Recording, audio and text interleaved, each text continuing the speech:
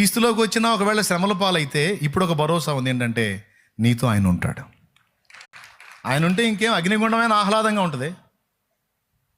ఈ రోజు వరకు మరి ఎన్నో శ్రమలు ఎదురైనా కూడా ఇలా ఆనందంగా సంతోషంగా నవ్వుతా కదిలిస్తా అనేక మందిని ప్రభు కొరకు కదిలిస్తా ఇలాగా సంతోషంగా నా మనుగడ సాగుతుందంటే కారణం ఏంటో తెలుసా? నాతో ఆయన ఉన్నాడు.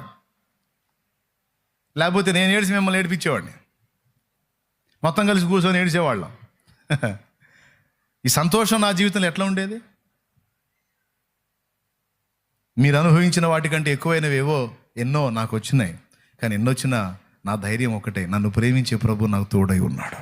అన్నిటి నుంచి ఆయనే నన్ను విడిపిస్తాడు, కాపాడుతాడు. నాకు భరోసా ఉంది. అదే భరోసా నీకుంటే అదే సంతోషం, అదే స్థిరమైన పునాది. ప్రభా, ఎలాంటి అగ్నికైనా నేను సిద్ధం, కానీ నాతో నువ్వు ఉంటావు.